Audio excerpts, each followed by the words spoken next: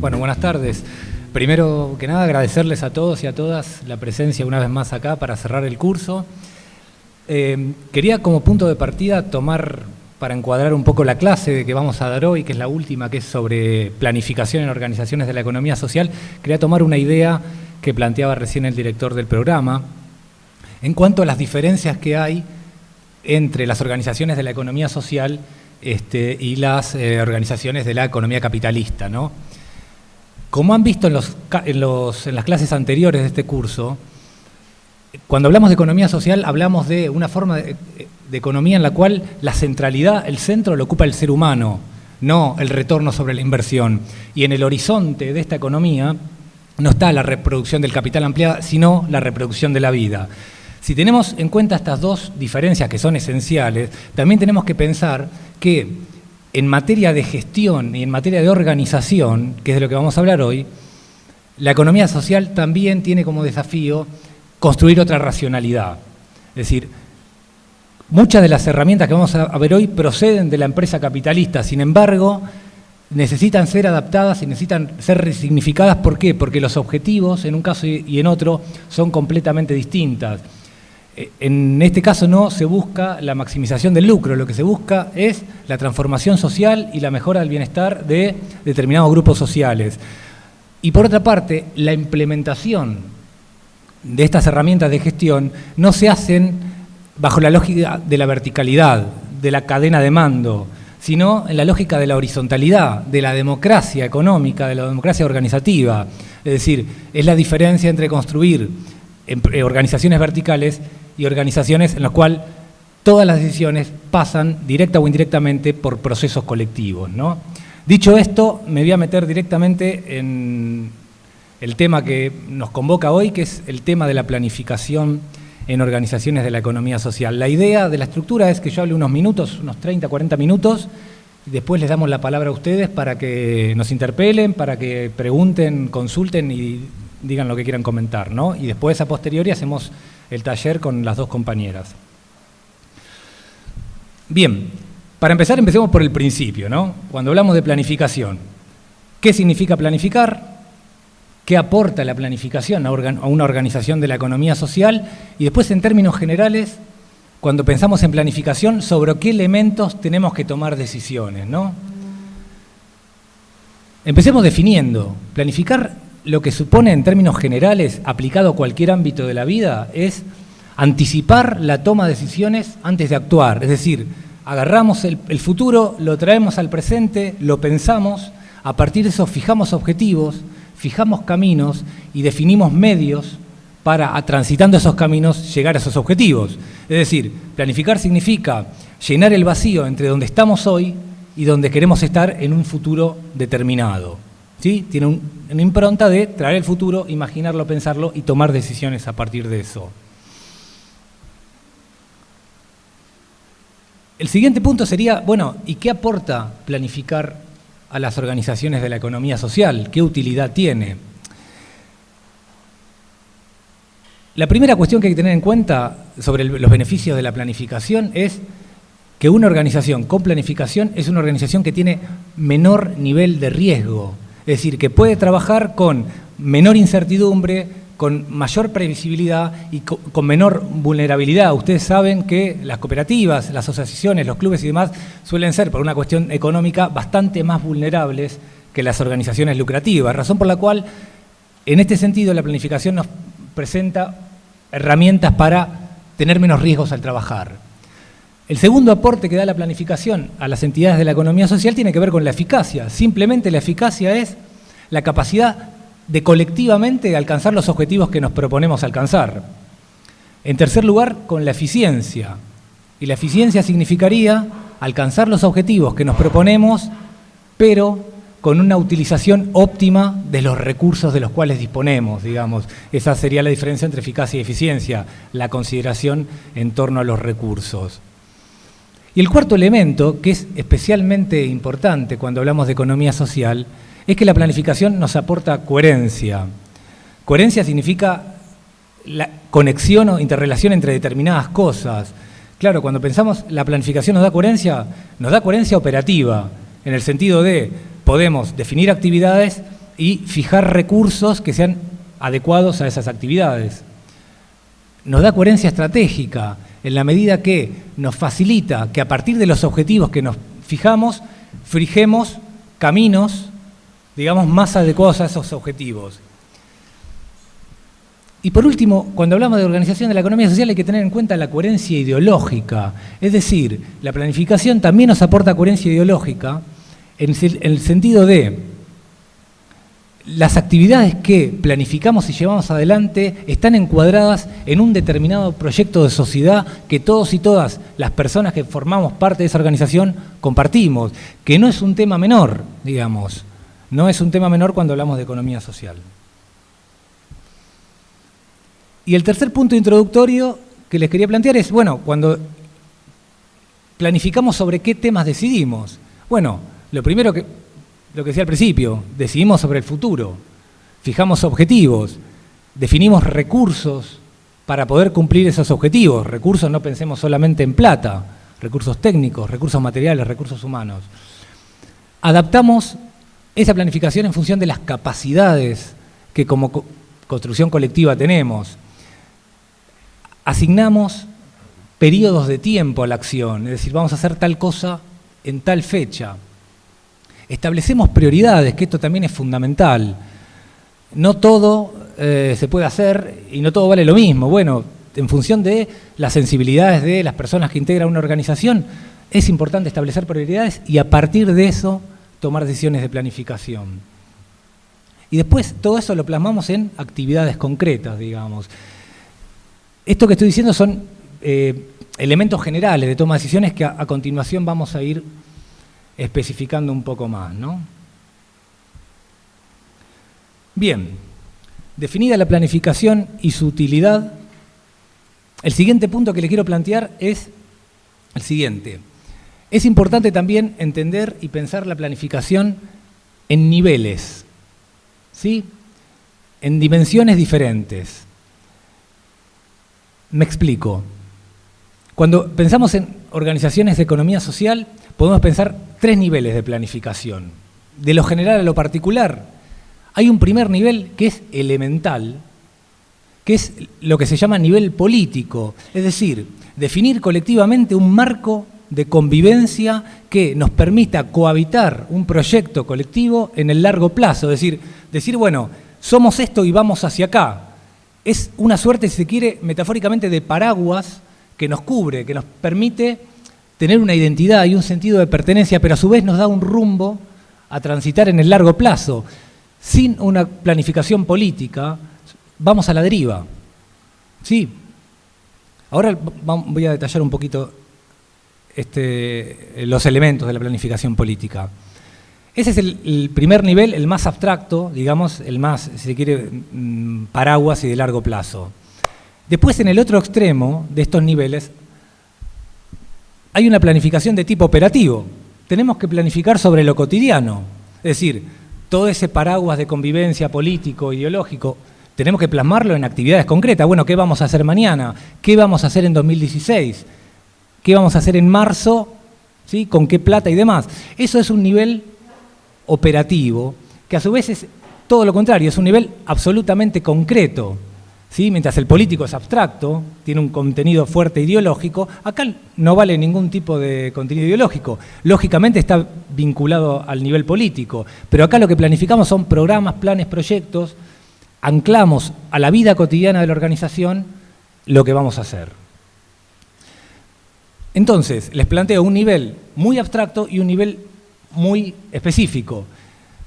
Precisamente lo que enlaza lo político con lo operativo es lo que se llama la planificación estratégica, ¿sí? Que hace, si se quiere, de un nivel puente entre un nivel de planificación absolutamente abstracto y otro que está en lo cotidiano, totalmente concreto. Bueno, la estrategia enlaza las dos cosas, ¿sí?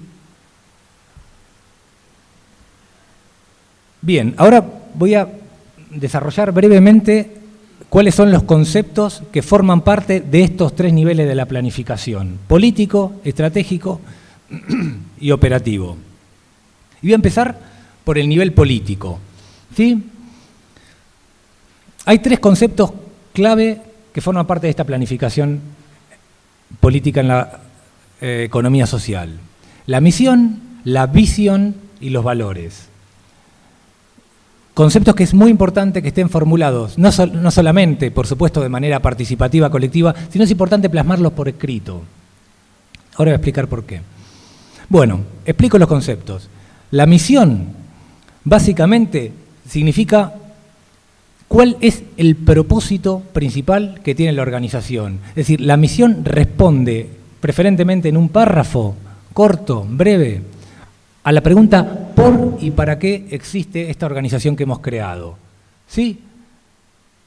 ¿Para qué sirve la misión? Bueno, justamente, es una guía para tomar decisiones y actuar en el largo plazo, ¿sí? Nos permite tener una mirada sobre lo que somos, que a su vez suele fortalecer lazos, digamos, una identidad colectiva, y suele facilitar el sentido de pertenencia, porque sabemos exactamente en la organización en la que participamos para qué existe y por qué existe. Generalmente hay muchas maneras de formular una misión. Generalmente suele tener tres elementos, tres componentes, digamos: el qué somos, el qué hacemos y el cómo hacemos aquello que hacemos, ¿no? Les pongo acá unos ejemplos que no voy a leer, pero para que vean ejemplos de distintos tipos de organizaciones de la economía social, cómo definen estas misiones, ¿no? Una asociación civil que trabaja temas de discapacidad, lo que dice, bueno, somos una asociación civil que queremos generar oportunidades para el desarrollo creativo del potencial de las personas con discapacidad. Marca la cancha, dice, nosotros somos esto. Una mutual, lo mismo, digamos, buscamos a través de la ayuda mutua, mediante servicios, permiten satisfacer las diferentes necesidades de la comunidad, hacemos esto. O una fundación de jóvenes que también hace lo mismo, digamos. Insisto, responde de manera colectiva a la pregunta ¿por y para qué existimos? El siguiente concepto de la planificación política en la economía social es lo que se llama visión. Si la misión responde a ¿qué soy?, la visión responde a ¿qué quiero ser? ¿Sí? Puede ser definida como el fin último de la organización en un futuro ideal. Tiene un componente precisamente ideal y un componente utópico, esencialmente utópico, pero no utópico de lo que pasa fuera de la organización, sino, en el mejor de los futuros, cómo nos imaginamos que va a ser nuestra organización. ¿Sí? Fíjense, en los ejemplos que cito ahí, las mismas organizaciones, que antes leía la misión, cómo definen su visión. La Asociación Civil de Discapacidad dice que quiere ser una organización social líder, haciendo un abordaje integral de las necesidades de personas con discapacidad. Fíjense los elementos ideales que tiene la formulación. Habla de liderazgo, habla de abordaje integral de una problemática. Otra, la Fundación Juvenil, que plantea que quiere ser un organismo de consulta internacional, contribuyendo a la construcción de naciones prósperas. Siempre tiene algo muy ambicioso e inalcanzable. Y esto es fundamental. Mientras la misión la trabajamos todos los días y la tenemos que llevar adelante todos los días, lo ideal es que la visión no la alcancemos nunca. Claro, entonces acá la pregunta es, ¿y entonces para qué sirve la visión? Y acá, para darle un toque metafórico, y me parece que es un lenguaje que vamos a entender fácilmente, voy a hacer referencia a un texto muy breve de Eduardo Galeano cuando hablaba de la utopía. Entonces el tipo decía, yo camino 2 pasos y la utopía se mueve 2 pasos y el horizonte se mueve 2 pasos para allá. Entonces se pregunta, ¿entonces para qué sirve la utopía? Para eso, para caminar. La visión sirve para caminar. Es un faro que me dice, nosotros vamos hacia allá. Si lo alcancé, bueno, tendré que redefinirla. Digamos, tiene que ver, usando otra vez la metáfora, con sueños colectivos, que tienen que ser utópicos, si no estamos en problemas, ¿no? Y el tercer elemento de la planificación política son los valores. Cuando hablamos de valores, no hablamos de valores morales en este caso. Hablamos básicamente de atributos de propiedades que las personas miembros de una determinada organización consideran positivos y lo quieren, digamos, transversalizar en las prácticas de la organización. Tiene que ver con un posicionamiento ético, es decir, nosotros como organización definimos estos valores porque nosotros construimos desde acá. Sí, suele haber valores comunes que forman parte de casi todas las organizaciones de la economía social, democracia económica, solidaridad, pero sin embargo también hay valores propios de las organizaciones de acuerdo a las especificidades que tenga cada uno. Una cuestión importante con respecto a la planificación política, y cerrar esta cuestión, es que es importante no caer en generalidades, dar lugar a la especificidad de la organización, dar lugar a las sensibilidades de las personas que forman parte de ese colectivo, porque si no entramos en formulaciones genéricas que no construyen nada, es decir, piensen la importancia que tiene la planificación política porque a partir de ahí construimos. ¿Sí?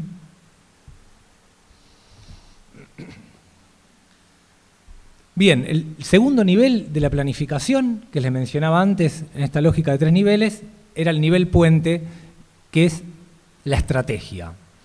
¿Sí? ¿Qué significa estrategia? Estrategia viene del lenguaje militar, lo mismo que táctica. La raíz de la palabra significa conducir ejércitos, la forma en que los generales disponían el ejército frente a una guerra. ¿Qué significa en nuestro caso?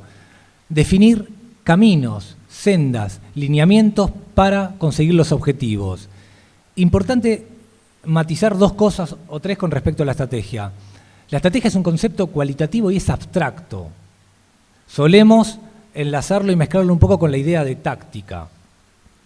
Y aclaro algunas diferencias entre táctica y estrategia. Táctica también procede del lenguaje militar, pero sin embargo, la raíz de la palabra significa no conducir ejércitos, sino disponer los recursos en el campo de batalla.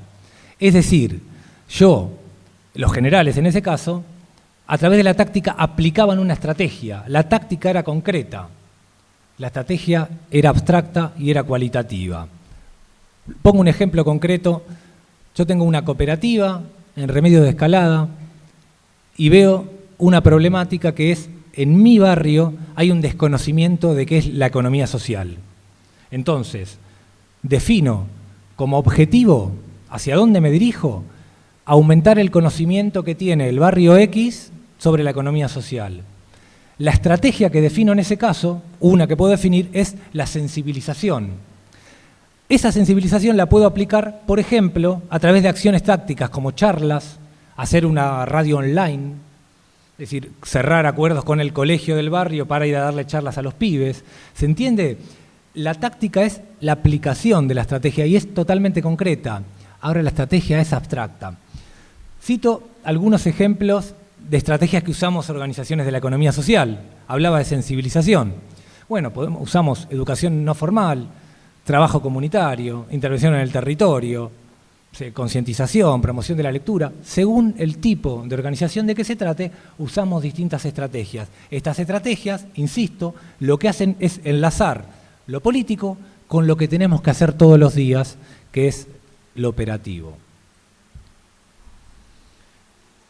Y con esto doy lugar al último punto sobre las dimensiones de la planificación, la operativa. De lo general a lo particular podemos decir que cuando hablamos de planificación operativa hablamos de 3 conceptos: el plan, el programa y el proyecto, ¿sí? Según las dimensiones de las organizaciones, generalmente lo más utilizado es el proyecto, y ahora explico por qué. Para definir un plan, pensemos en una organización que define un plan anual, ¿sí? Un plan anual de trabajo que tiene bastantes objetivos, que define cómo va a ser realizado, qué va a hacer esa organización durante un año. Un plan suele incluir una serie de programas. ¿Qué son los programas? Proyectos que tienen una línea de trabajo común. Por ejemplo, proyectos que se enlazan con la estrategia de sensibilización. ¿Sí? Y después está el proyecto, que me parece que es el concepto más importante, es el más utilizado, y aparte me parece que es el más útil para las organizaciones de la economía social. Y sobre eso vamos a trabajar en el taller. El proyecto es la unidad básica de la intervención, es decir, es la forma más concreta de planificar que tenemos las organizaciones. En un proyecto no vale lo cualitativo, no vale lo abstracto, no vale lo genérico. Yo tengo que decir qué voy a hacer, cuándo, con cuánto y cómo voy a medir que eso lo hice efectivamente. Acá no vale ningún tipo de abstracción, es el mundo de lo concreto el proyecto, ¿no? Ahí le pongo dos ejemplos de cómo se enlazan, cómo se escalonan objetivos y temporalidad entre plan, programa, proyecto.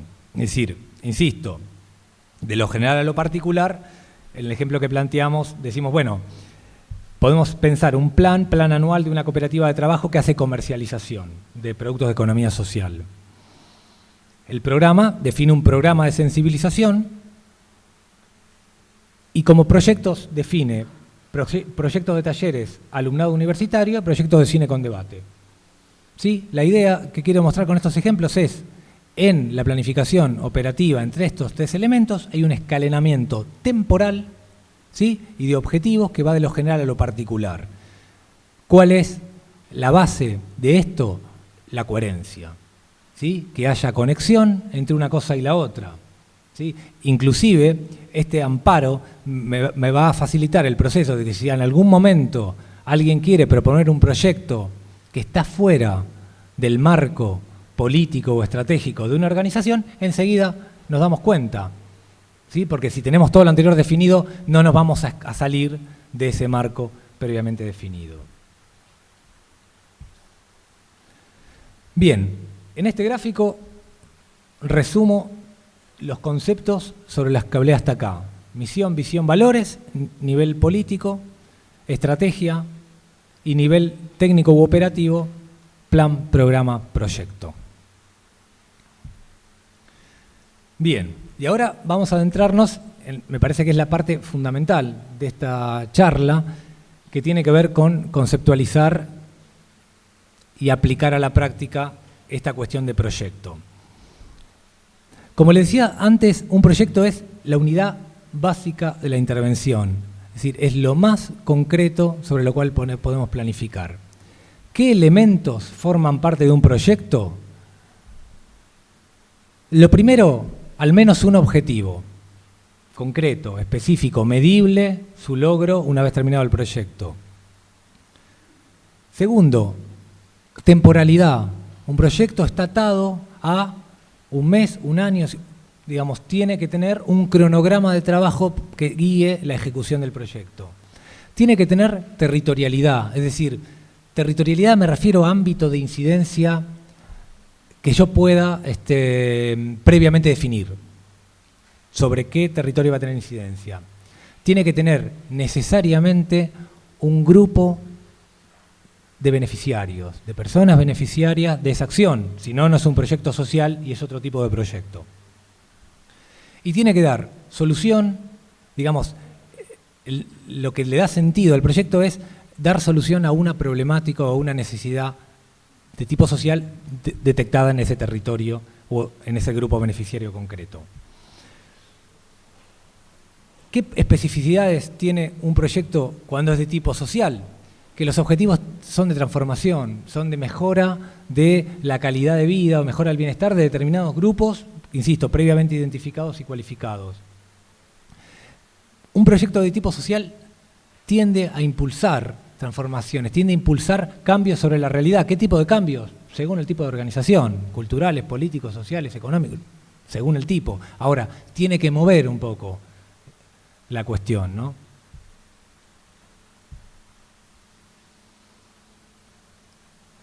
Y me voy a detener en esta cuestión que parece un poco técnica, pero no lo es, sobre algunos principios que dan sentido a los proyectos cuando son de tipo social, es decir, cuando son, en este caso, realizados por organizaciones de la economía social. Un proyecto social, por supuesto, tiene que tener coherencia externa, es decir, con el resto de las dimensiones de la planificación de esa organización, por supuesto. Por supuesto, tiene que tener coherencia interna, es decir, todos los elementos del proyecto tienen que estar interconectados. Ahora, un proyecto social tiene que ser pertinente en la medida que tiene que ser, como decía antes, una respuesta efectiva a una solución, a una problemática, a una necesidad real. ¿Sí? Por eso es tan importante el concepto de diagnóstico del que luego lo haremos. Un proyecto social también tiene que ser participativo, no puede ser vertical. Tiene que recoger las voces de las personas que se van a beneficiar en última instancia de esa intervención. Tiene que ser relevante en el sentido que tiene que suponer una solución eficaz a esas problemáticas. Y dos cosas más.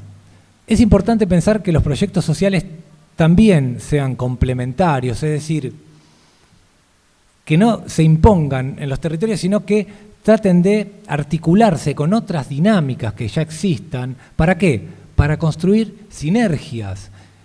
Es decir, cuando hablamos de sinergia hablamos de, digamos, la acción de dos o más causas cuyo efecto es superior a los efectos por separado, digamos, de esas causas. Es decir, yo tengo un amigo que hace panderos artesanales y hace 4 al mes.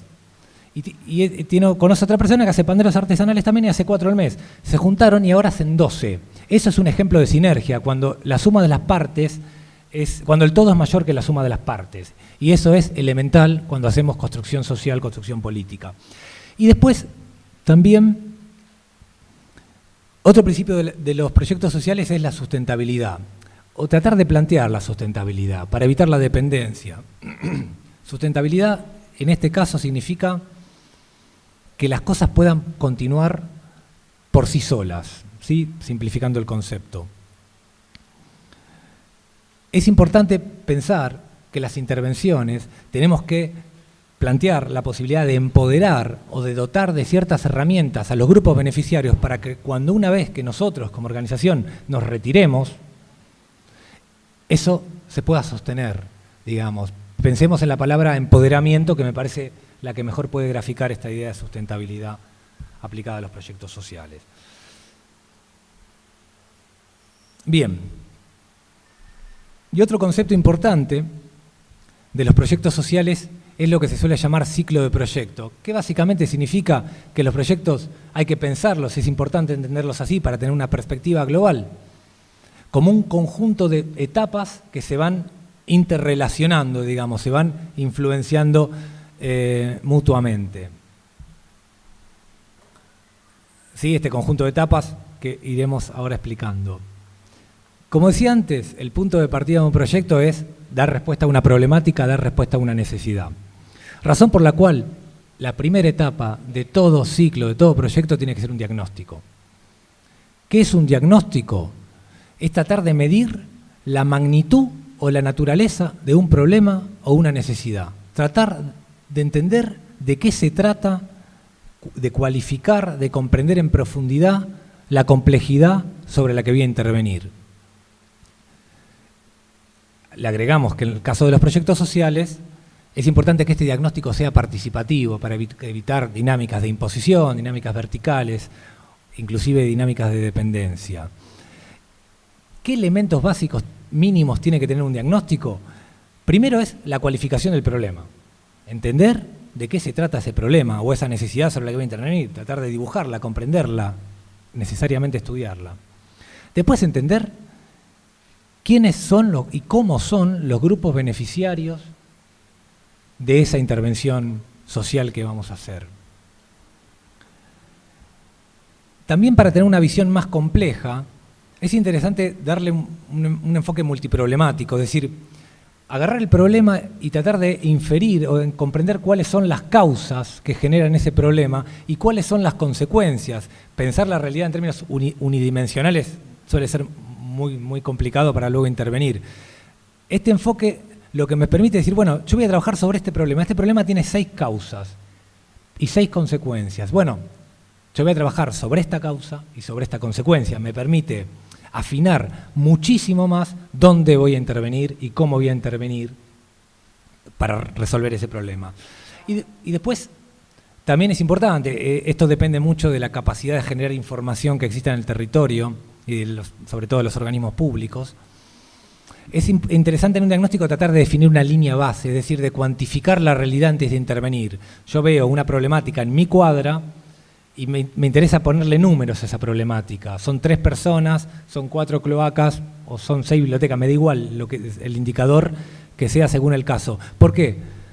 Porque esa línea de base, una vez que yo termine el proyecto, voy a poder comparar y voy a poder determinar objetivamente en qué medida contribuía a mejorar o a transformar esa realidad que estaba mencionando antes. 2 elementos importantes en el diagnóstico, aparte de lo que mencioné, tienen que ver, uno con el entorno y otro con los grupos de interés. El entorno es interesante pensarlo en 2 dimensiones en cuanto a cercanía o lejanía. Hay un entorno próximo, el entorno del territorio, el entorno sobre el que yo puedo intervenir, el que conozco, en el que puedo incidir, que puedo cambiar las cosas y que puedo controlar en alguna medida. Y después hay un entorno remoto, lejano. ¿Sí? Podría citar el ejemplo que daba recién el director de la alta política. Bueno, es un entorno sobre el cual yo no tengo ningún tipo de control. Ahora, sin embargo, me interesa estudiarlo, claro que me interesa conocerlo porque me afecta. De esa manera yo puedo prevenirme o evitar determinadas situaciones de ese entorno lejano, por ejemplo, en materia de política económica, que me afecten, o bien puedo aprovecharme de determinadas cuestiones, también, si se quiere, de política económica, que me vayan a beneficiar. Es interesante comprender el entorno y también verlo en estas 2 dimensiones, sobre qué puedo controlar y sobre qué no. Y sobre lo que no puedo controlar es importante entenderlo. También todo el análisis de entorno es un análisis totalmente dinámico y totalmente participativo. Volvemos otra vez, las organizaciones barriales. Es imprescindible que en un proceso diagnóstico le den voz a los sujetos sobre los que vamos a intervenir, digamos, vamos a trabajar sobre su calidad de vida, por ejemplo. Es importante definir mecanismos, definir herramientas para poder recoger y sistematizar la voz de esas personas que van a participar. Otro concepto sobre diagnóstico, complementario al anterior, es el de grupos de interés. Grupo de interés es un concepto que viene de la gran empresa privada, pero se ha resignificado de manera interesante en la economía social. Grupo de interés se entiende en este caso como toda persona, organización o institución que se ve afectada o que me afecta en el transcurrir de una intervención, de un proyecto. Es decir, yo tengo como grupos de interés de mi organización, si soy una cooperativa, primero a los cooperativistas, a los laburantes, si fuera el caso, a los consumidores, a los proveedores. También tengo grupos de interés más cercanos, la escuela, la universidad, ¿sí? La comisaría, según el caso, digamos. Lo que es interesante es mapear cuáles son los actores que hay en el territorio y ver de qué manera yo los voy a influenciar o ellos me van a influenciar a mí. Y cuando hablamos de grupos de interés, no hablamos de solamente aliados. También hay grupos de interés que nos pueden afectar negativamente porque hay, digamos, hay una disputa, tranquilamente. Se me ocurren muchos ejemplos, los voy a evitar, pero hay muchos casos que es importante detectar y comprender cuáles son esos grupos de interés que son, por decirlo así, adversarios, porque eso los tengo que tener en cuenta al momento de planificar necesariamente, porque los voy a afectar y me van a afectar, digamos.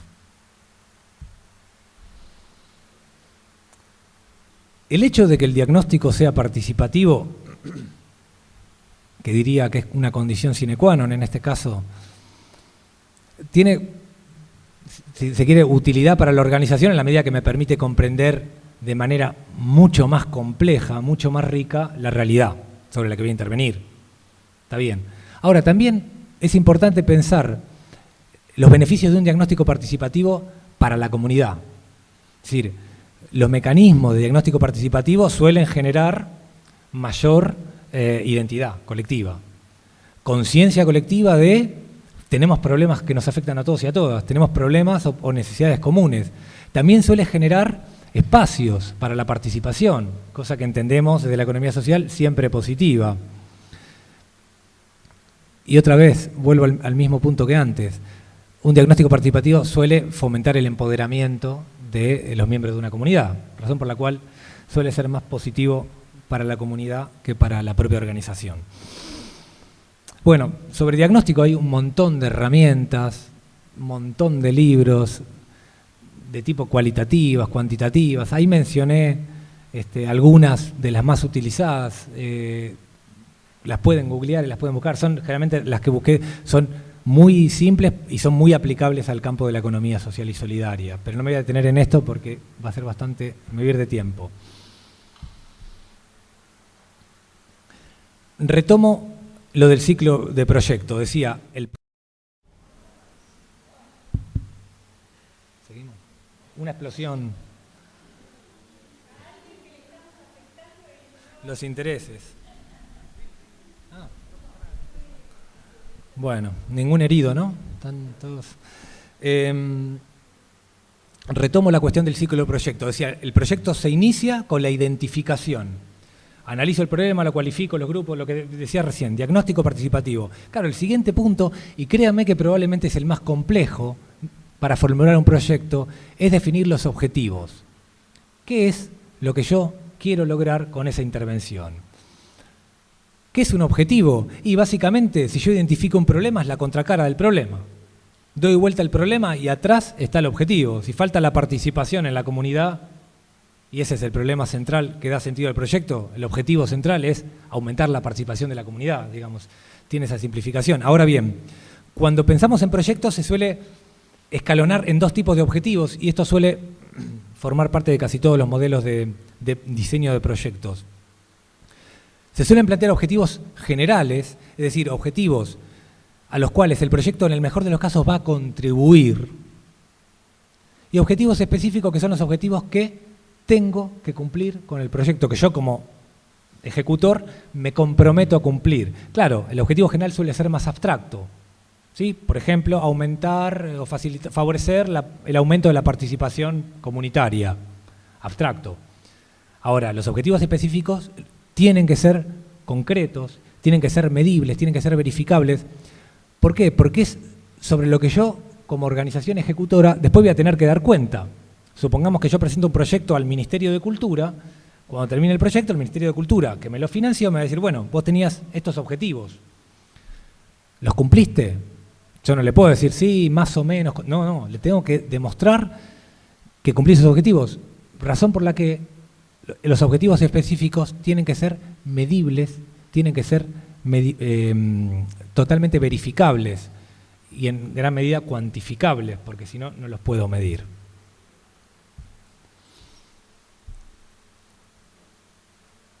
Siguiendo con el ciclo de proyecto, la fase siguiente a diagnosticar y a definir los objetivos del proyecto que quiero hacer es el diseño.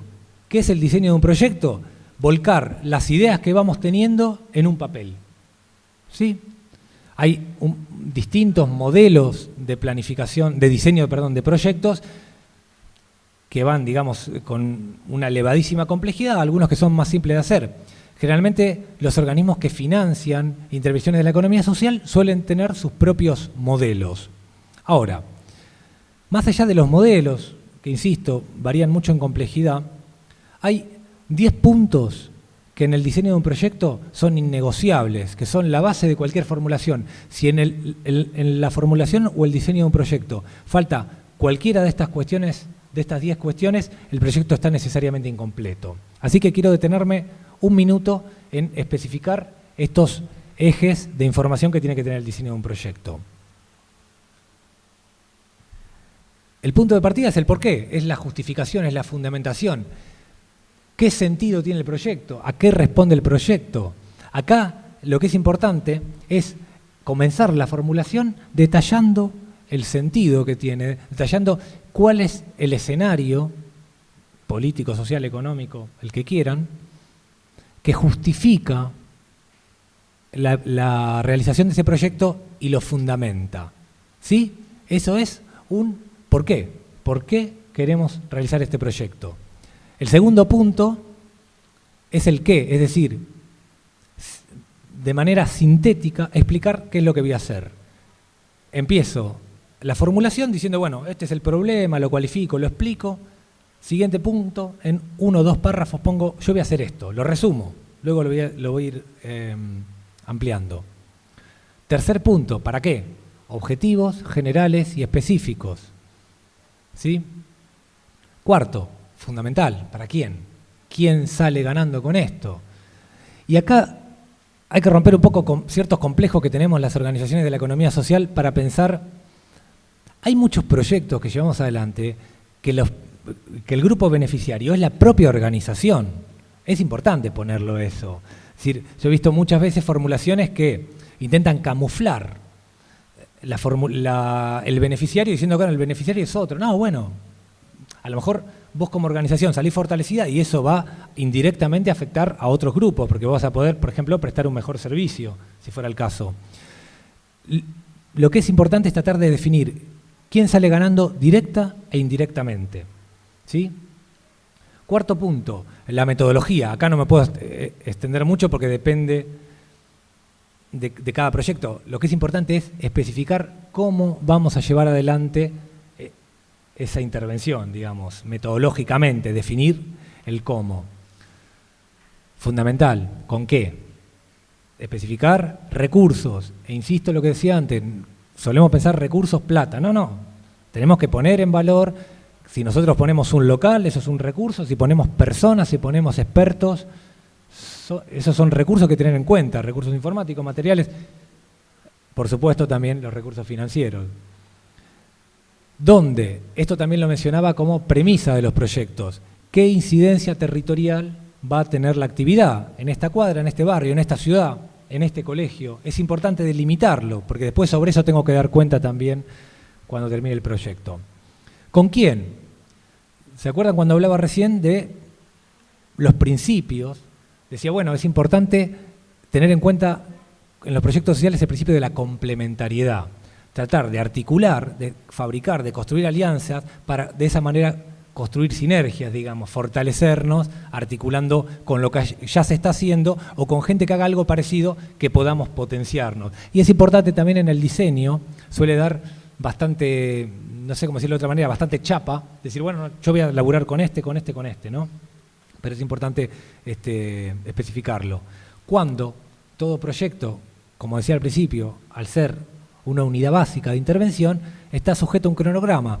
Actividad 1, la primera semana de marzo. Actividad 2, hay una herramienta muy simple que es el diagrama de Gantt, el cronograma, que yo pongo tiempos, digamos, semanas, meses, días, según el caso, y digamos, horizontalmente pongo las actividades. Y de esa manera, en un esquema simple, puedo ver cuál es la temporalidad, cuál es, digamos, el cronograma de trabajo de ese proyecto.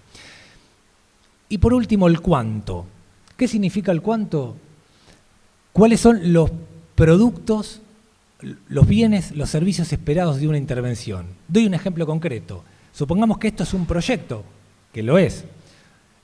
Dentro del proyecto Formarnos, UNLA 2015, un producto es 4 charlas con 4 talleres. ¿Sí? Es decir, es un bien generado a partir del proyecto. Tanta cantidad de cuadernillos, ¿sí? Tanta cantidad de personas formadas en tal temática. Es interesante, también es una forma de aterrizar, de evitar abstracciones. No es lo mismo decir que vamos a hacer un curso que decir que ese curso va a tener 4 clases de 3 horas de duración y que esa clase va a estar dividida en 2, mitad teoría, mitad práctica. ¿Sí? Eso es importante también. Bien, y cierro con esto. El ciclo de proyecto empezaba con el diagnóstico, seguía con el diseño. Una vez que tengo el diseño, ejecuto. ¿Sí? La ejecución suele tener una fase complementaria en el ciclo de proyecto que es la del seguimiento. Es decir, yo en el propio diseño es interesante que piense en mecanismos que me permitan poner en diálogo lo que decía el papel del diseño y lo que va pasando cuando yo voy llevando a cabo la actividad. ¿Por qué? Porque siempre hay diferencias entre lo que yo pensaba que iba a pasar y lo que efectivamente está pasando. Los mecanismos de seguimiento, pongo un ejemplo simple, una reunión semanal del equipo que trabaja en el proyecto, a mí me permite ir, digamos, incorporando información, ir introduciendo, si fuera el caso, acciones correctivas sobre el propio diseño. De esa manera me voy adecuando los cambios que no tenía previsto que sucedieron en la realidad digamos, que no pude prever en el papel. Y la última fase es la fase de evaluación. ¿Sí? Es importante, una vez que termine el proyecto, juzgar los resultados. ¿Para qué? Para aprender, para incorporar procesos de mejora continua a formulaciones futuras, pero hay una diferencia esencial que se suele confundir entre evaluación y seguimiento. El seguimiento lo que busca es que yo alcance los objetivos, es decir, yo hago un mecanismo de seguimiento para introducir mejoras en la ejecución que me permitan alcanzar los objetivos de ese proyecto. La evaluación no, la evaluación está fuera. La evaluación quiere hacer un juicio de valor sobre qué se hizo bien y qué se hizo mal para generar insumos para los siguientes proyectos. Bien, por último destacar lo siguiente. La planificación a las organizaciones de la economía social nos permite, entre otras cosas, desarrollar nuestro potencial, cosa siempre compleja cuando tenemos pocos recursos y objetivos muy ambiciosos. A su vez, es interesante pensar a la planificación no como una actividad puntual, no como un área, sino como una actividad transversal, digamos, que toca todas las instancias de las organizaciones de la economía social.